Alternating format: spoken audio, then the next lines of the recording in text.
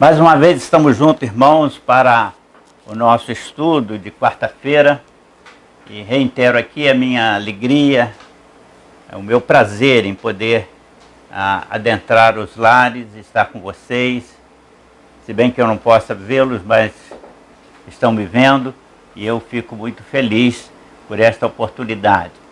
Antes, porém, de entrarmos no estudo de hoje, deixa-me fazer uma convocação.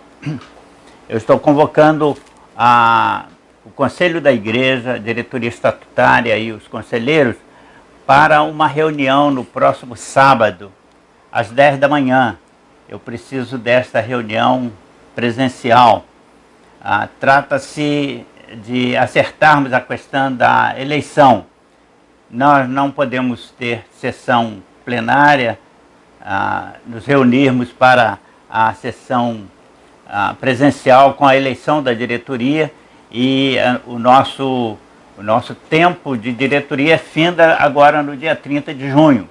Então eu preciso da presença dos irmãos, porque eu quero a autorização do Conselho para podermos prorrogar um pouco mais o tempo da nossa sessão para depois da abertura plena, mas eu preciso dessa reunião presencial com a assinatura dos irmãos conselheiros para que possamos documentar devidamente a reunião. Também vamos aproveitar o momento para que o pessoal das finanças possa apresentar o seu relatório desse período que não tivemos sessão e registrar os relatórios que forem apresentados. Então, estou com muito carinho convidando os irmãos para esse pequeno sacrifício de estarem conosco nesta oportunidade. Nós vamos estar distantes, vamos dar toda a proteção, todos de máscara, mas eu preciso muito que os irmãos estejam conosco nesta oportunidade. Aquele que de tudo não puder estar, eu solicito que informe a Secretaria da Igreja para que a gente possa ter uma noção de quantos irmãos estarão conosco naquela oportunidade. Vamos agora ao nosso estudo, ao estudo desta noite. Nós estamos estudando a doutrina do homem, falamos sobre o pecado, já entramos na doutrina do pecado, mas tudo relacionado com o homem. E a partir de hoje nós estaremos focando a questão da salvação, a doutrina da salvação. Mas antes, como eu prometi no encerramento da quarta-feira passada, eu vou fazer uma pequena recapitulação, até porque houve uma situação aqui na nossa transmissão e me parece que alguma coisa ficou sem ser pronunciado. E eu quero então acertar para a gente poder ter o fio da meada. Começo então falando sobre a contaminação da raça humana, a contaminação pelo pecado. O pecado da humanidade teve origem num ato voluntário do homem.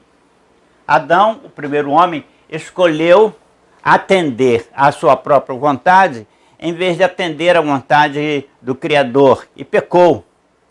E ao pecar levou consigo a raça humana, pois Adão e Eva, contaminados pelo pecado, gerariam filhos e filhas pecadores, praticantes do pecado.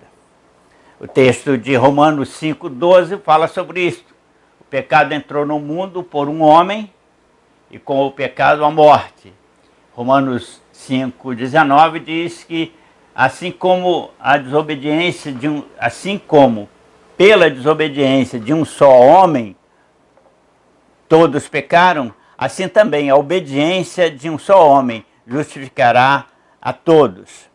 O primeiro homem foi criado bom, perfeito, todas as suas tendências eram para o bem, as inclinações de sua alma eram direcionadas a glorificar a Deus.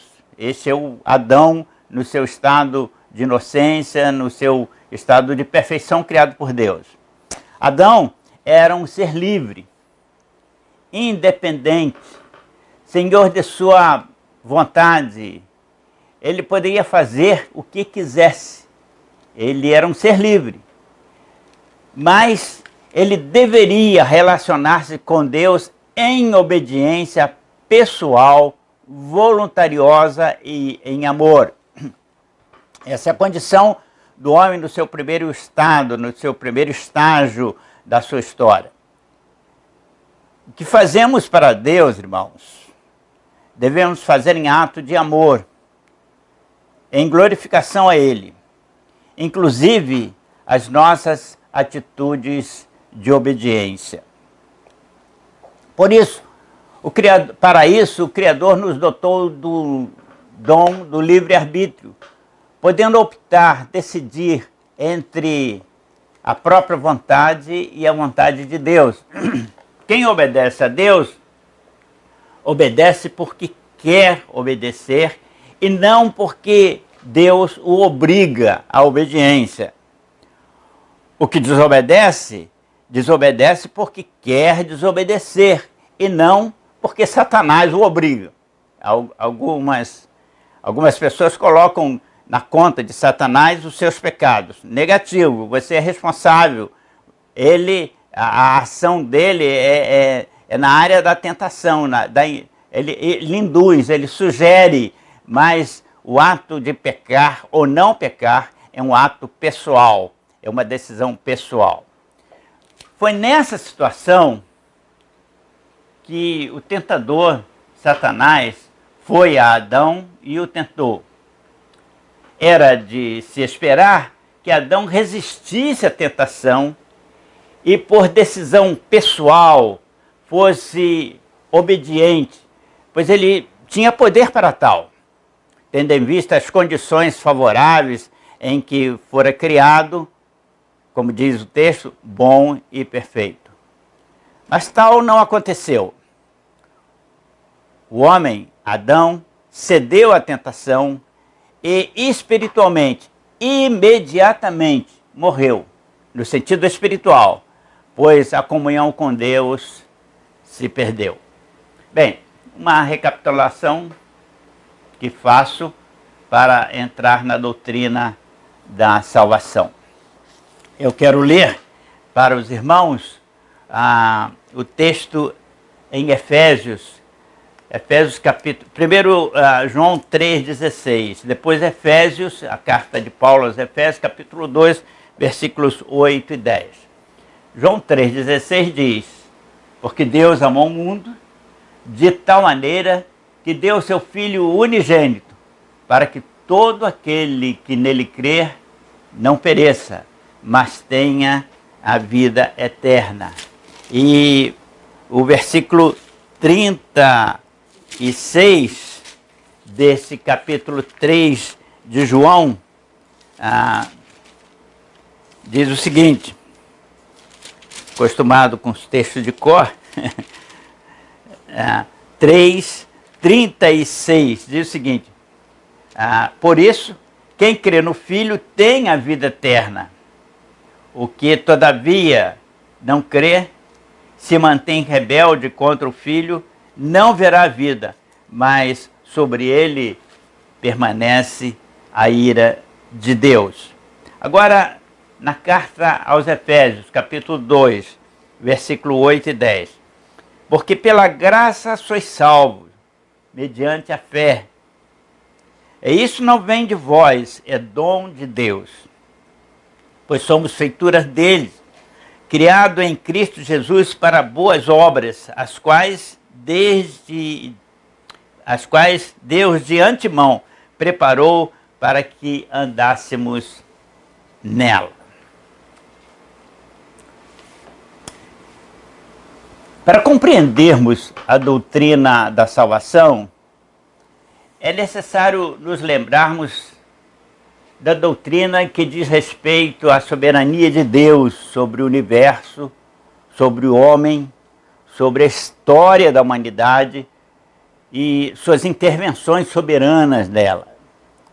A compreensão e a aceitação de fatos ocorridos na história da humanidade como ação soberana de Deus na ocorrência desses fatos prepara o nosso entendimento para a compreensão da doutrina da salvação.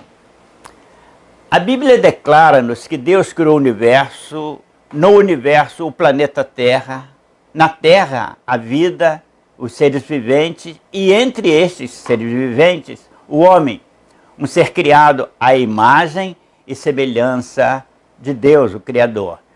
Registro em Gênesis capítulo 1, versículo 2. A Bíblia não revela quando o universo foi criado. Esse é um problema que a ciência pode e deve estudar, mas não é um problema teológico, porque a teologia simplesmente narra, a partir de uma visão da Terra, que no princípio da história, da existência, do universo, Deus criou. Gênesis 1:1. E ponto. Deus, e somente Deus, é eterno. Tudo mais foi criado e teve origem nele, em Deus. É isso que a Bíblia explica com palavras simples, sem contexto científico, uma informação para qualquer leigo entender. Deus é Espírito, livre, criador, sustentador da vida e universo, e Ele governa tudo. E Deus é maior do que todo o universo. Deus, ao criar o universo e nele colocar o homem e os seus seres e os seres angélicos, ele tinha um propósito espiritual para os mesmos. Deus é Espírito. O fim de todas as coisas criadas e por eles mantidas tem finalidades espirituais, que seja a glorificação do nome divino do Criador. Ele é um ser espiritual. O universo e a existência humanas só pode ser realmente compreendido do ponto de vista espiritual.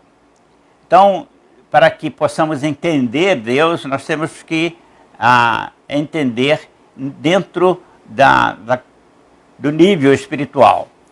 Esse é o problema de muitos que usam a ciência para criticar a Bíblia. Eles querem analisar Deus a partir da matéria, a partir dele mesmo, a partir de questões limitadas dentro do tempo. Mas Deus é eterno, Deus sempre existiu, sempre existirá, e todas as coisas, tudo que existe no universo físico e espiritual, tudo que existe no nível espiritual, partiu dele, partiu de Deus, foi criado por Deus.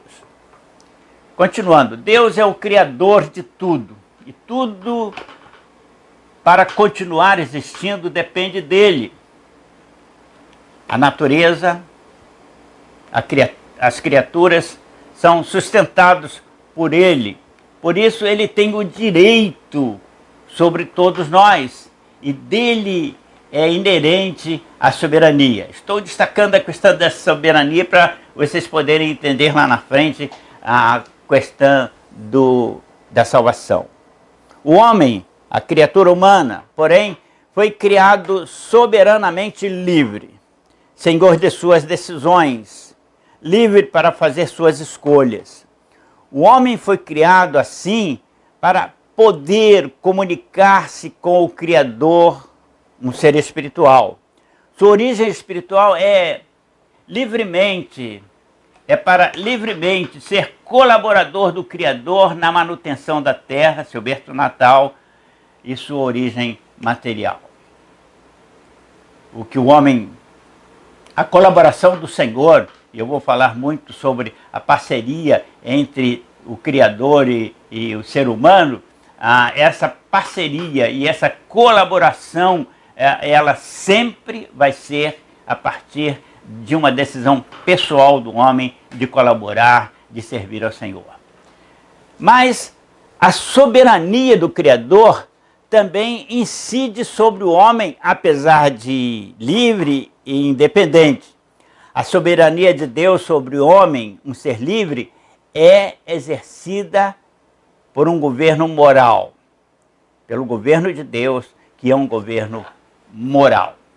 Deus, que é um espírito perfeitamente bom, deseja o que é bom para suas criaturas moralmente livres, o bom e o bem para elas ele deseja, e delas soberanamente exige que voluntariamente pratiquem o que é bom, pratiquem o que é bem. Deixa eu explicar esse parágrafo. Deus é um espírito perfeitamente bom. Ele deseja o que é bom para suas criaturas moralmente livres. Estou me referindo ao homem. Ele deseja o bom e o bem para elas. E delas, dessas criaturas, ele soberanamente exige que voluntariamente pratiquem o que é bom, pratiquem o bem. Ele nos deixa livre, mas ele faz essa exigência no sentido espiritual, no sentido de pai, para que possamos praticar o bem. Mas ele nos permite resolver a questão. O objetivo desse governo moral é o bem do homem, o bem-estar e o bom viver das criaturas humanas. Deus governa soberanamente o homem para o seu bem e não para o mal e sua consequente condenação. Sempre para o bem. Deus governa para todos. Não está indiferente a quem quer que seja. E todos somos normalmente responsáveis diante de Deus. A soberania divina relativamente à providência da salvação da humanidade, o seu motivo, o método, o porquê da salvação, o fim para o qual o homem que crê é salvo e aceito, é explicado exclusivamente como a soberana vontade de Deus. Falar sobre a soberania divina em relação à salvação humana significa dizer que é Deus, é Ele, o soberano Senhor, quem toma a iniciativa da obra da salvação. A iniciativa é divina, é de Deus e não da criatura humana. Se Deus não tomasse tal iniciativa para a salvação humana, ninguém se salvaria. A iniciativa de Deus em relação à salvação do homem é simplesmente uma soberana iniciativa daquele que tudo criou, governa e dirige com o fim de resgatar, recuperar e salvar a humanidade que se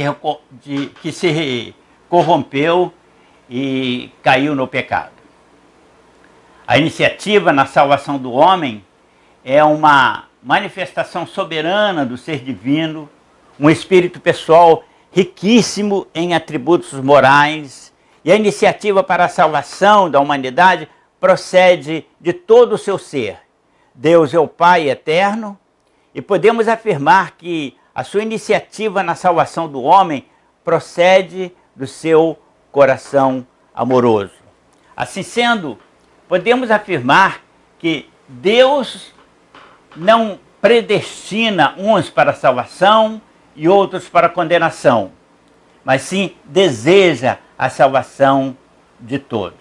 Deus amou o mundo de tal maneira que deu seu Filho unigênito para que todo aquele que nele crer. Então a salvação, ela está disponibilizada para toda a humanidade. Repito, não há da parte de Deus predestinar uns para a salvação, outros para a perdição. Deus deseja que todos se salvem. A iniciativa divina para a salvação não priva ninguém, raça alguma, de salvar-se, porque ela visa a salvar todos. Isto ficou bem acentuado nas palavras de Jesus a Nicodemos, já disse o texto há pouco, João 3,16. quando Deus afirmou que Deus amou o mundo, para que todo aquele que nele crê seja salvo, assim como todo aquele que não crê já está condenado. Mas Deus não predestina os que hão de ser salvos, porque haveriam de crer para serem salvos, e os que haveriam de não crer para serem condenados. Não foi assim. Todos nascem com a oportunidade de crerem e serem salvos. Mas, usando o livre-arbítrio, o homem pode optar por não crer. E a condenação, porque não creram, está em João 3,18, é a morte e morte espiritual. A soberania de Deus em relação à salvação do homem não tolhe ninguém, nenhum homem, seja qual for a sua índole, seja qual for a sua raça, do privilégio de arrependimento. Ele vai procurar obter o perdão e receber a salvação otorgado por Cristo a partir do seu arrependimento. Qualquer homem, de qualquer índole, o mais perverso bandido, o mais perverso indivíduo, o mais corrompido indivíduo, ele, enquanto vivo aqui na terra, tem oportunidade de arrependimento e, se sincero, ser salvo, ser alçado aos páramos celestiais. Desde o princípio, na queda do homem, o propósito de Deus tem sido o de salvar a humanidade que perde com o pecado a sua imagem, que perdeu com o pecado a sua imagem, só restituída ao homem mediante o arrependimento e perdão que o transforma em nova criatura. Deus tinha tal meta em vista quando abençoou indivíduos, famílias, separou um povo e designou uma nação para ser bênção e estender a bênção divina até os confins da terra. Deus escolheu, por exemplo, Abraão, um indivíduo, e disse-lhe: farei de ti uma grande nação, te abençoarei, te engrandecerei, e tu serás uma bênção. Todas as famílias da terra serão abençoadas por ti. Gênesis capítulo 2, versículos 2 e 3. Ninguém poderá entender esta chamada de Abraão se não levar em consideração os propósitos e planos de Deus, que é de abençoar o mundo e todos os seres humanos. Foi com o fim de estender a sua bênção a toda a humanidade que ele escolheu e chamou Abraão para a nobre missão de ser bênção para todas as famílias da terra. Foi com o fim de abençoar que Deus escolheu a família de Isaac, a família de Jacó, depois chamado de Israel, para serem as matrizes da nação de Israel. Foi com o propósito de abençoar todos os povos da terra que Deus criou e separou para si a grande nação de Israel. Infelizmente, porém, Israel, como nação, não compreendeu esse grande privilégio, nem entendeu os propósitos divinos e por isso fracassou.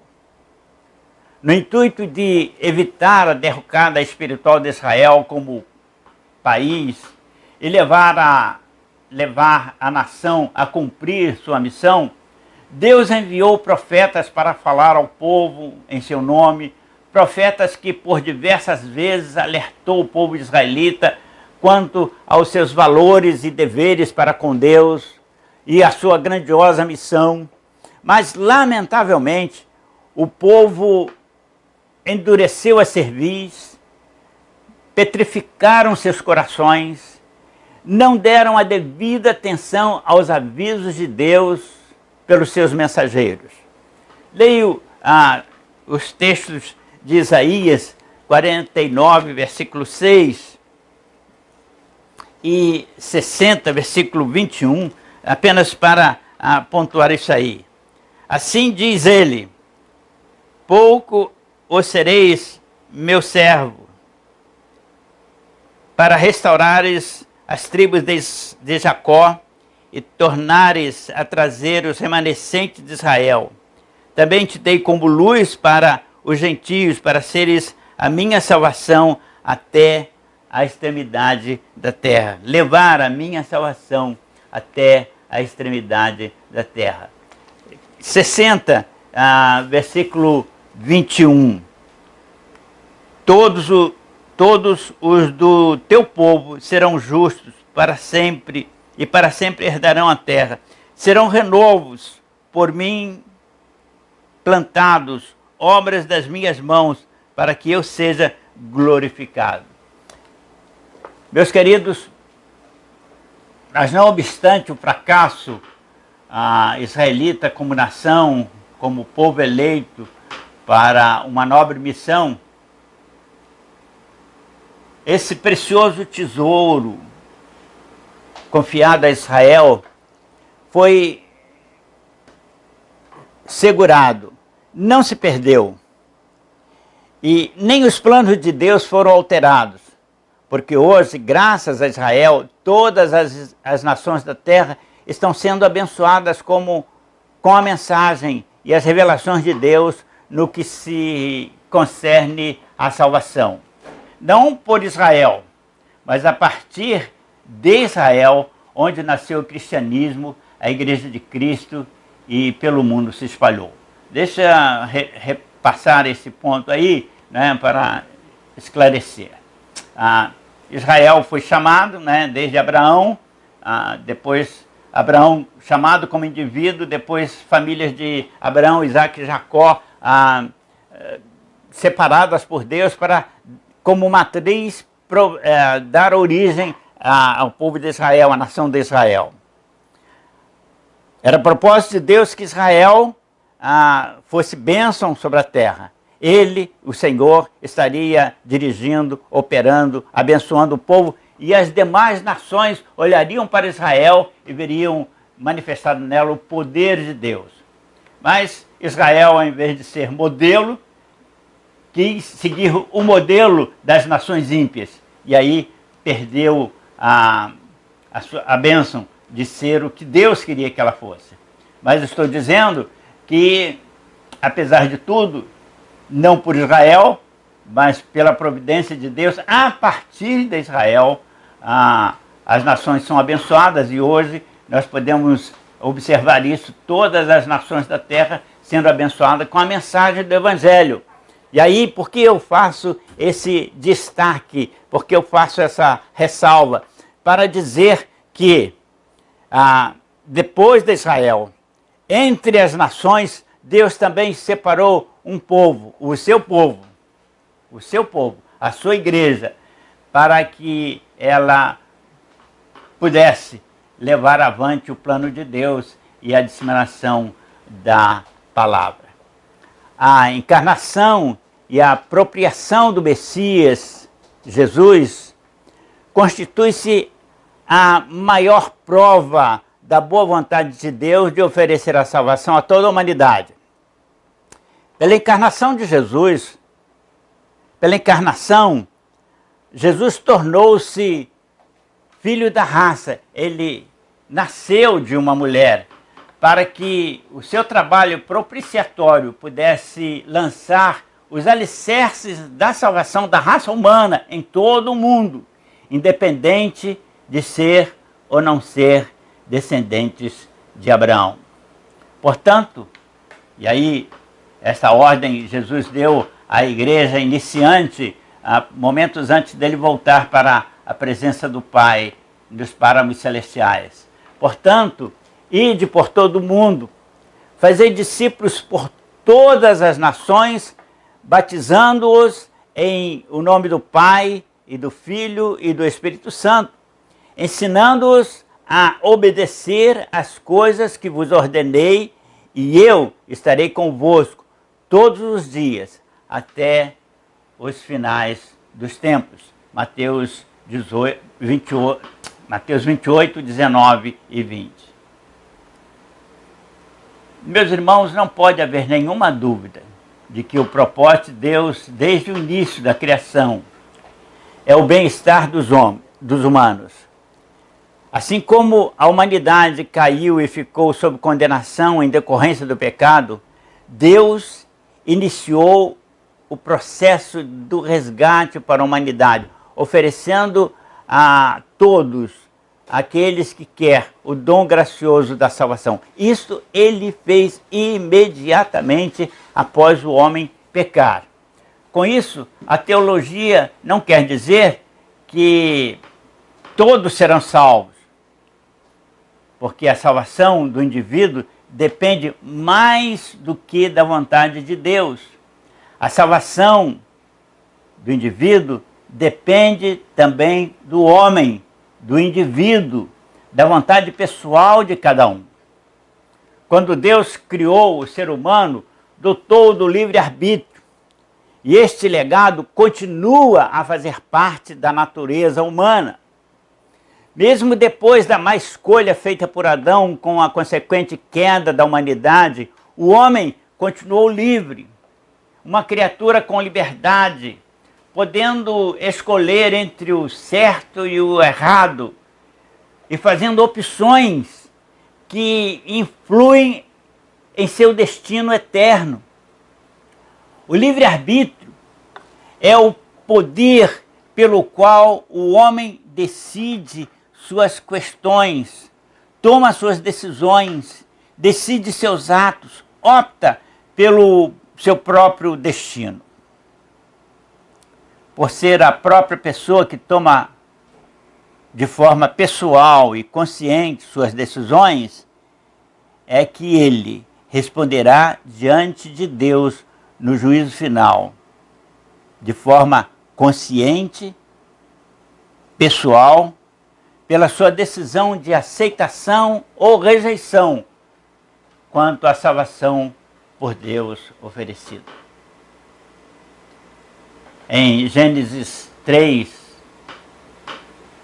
versículo 1 e 24, ou 1 a 24, lemos que o homem teve plena liberdade, total possibilidade de escolher entre o bem e o mal, sendo o único responsável pela decisão tomada, pela escolha que fez quando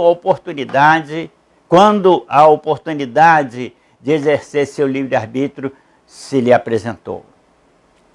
Todo homem, toda mulher é livre, os seus atos são seus próprios atos. Por isso, todos somos responsáveis diante de Deus e no seu tribunal seremos julgados. O texto que quero citar para vocês desse instante é o de Hebreus capítulo 9, versículo 7. Hebreus 9, 27, 9, 27, nos informa que ao homem está determinado morrer uma só vez, vindo depois o juízo. E o texto de Apocalipse capítulo 21, 8 e 20, 12 e 15. Capítulo 21, versículo 8.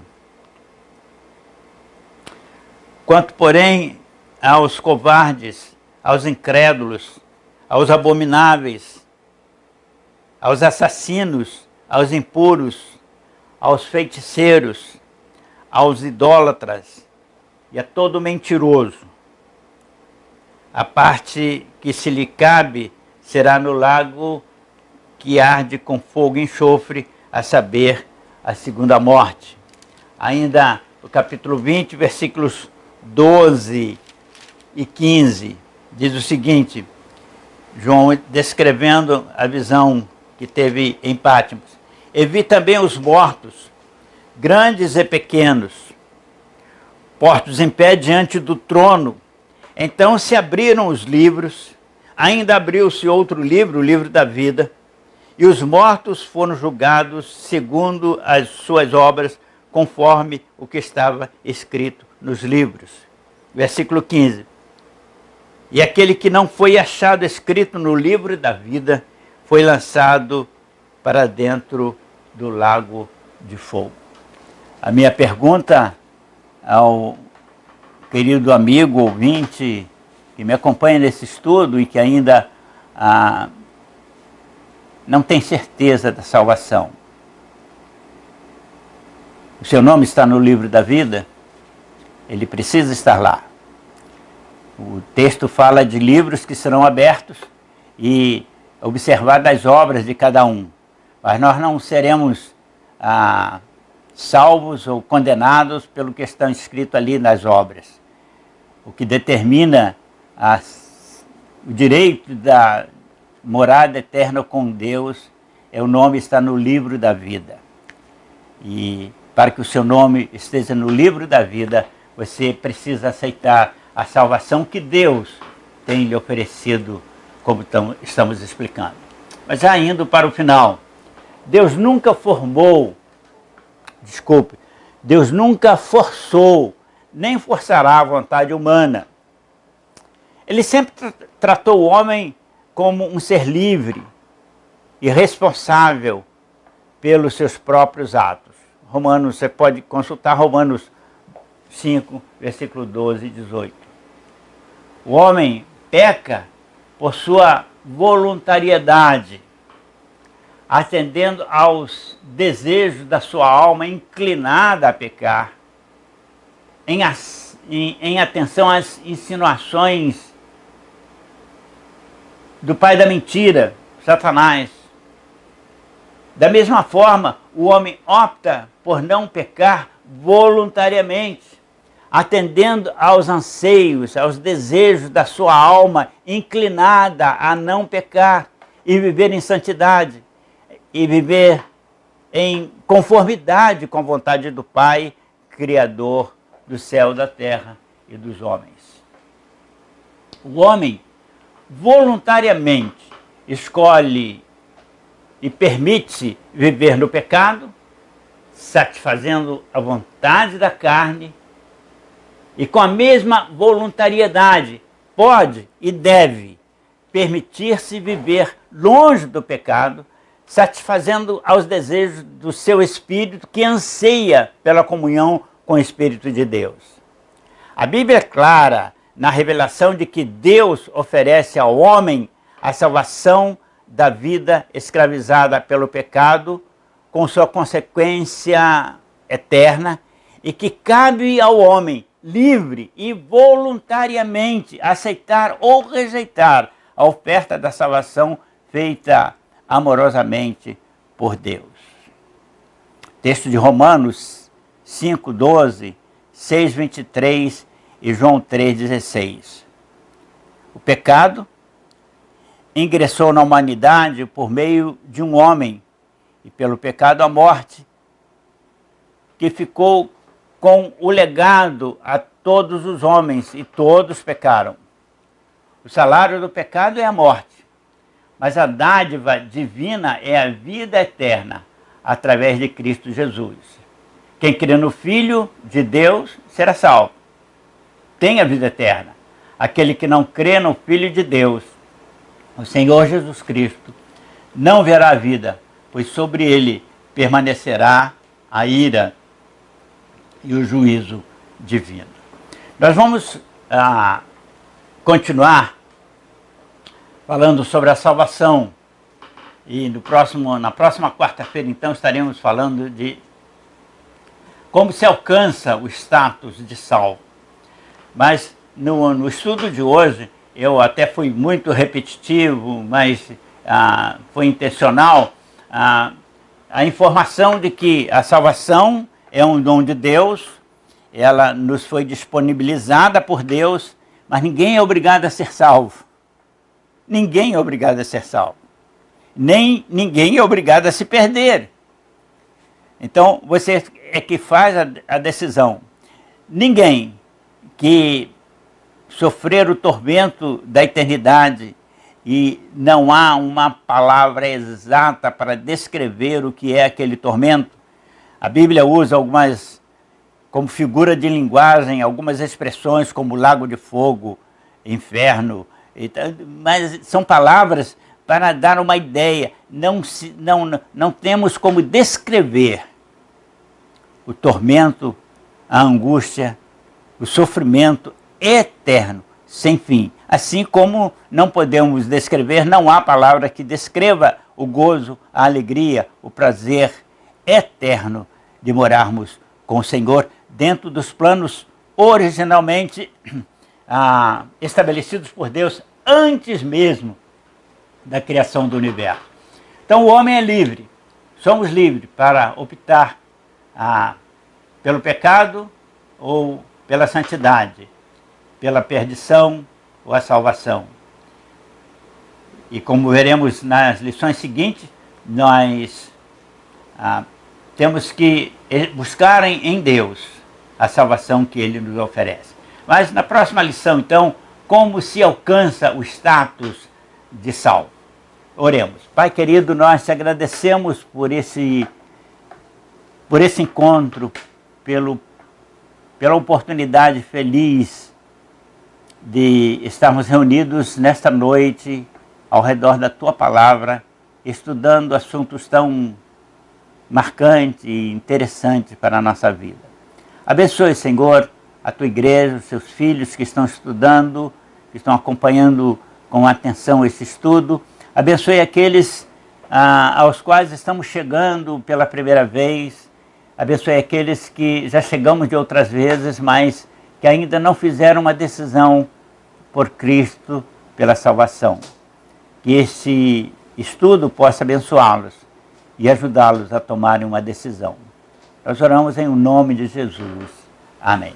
E que o amor de Deus, a graça do nosso Senhor Jesus Cristo seja com todos vós. Amém.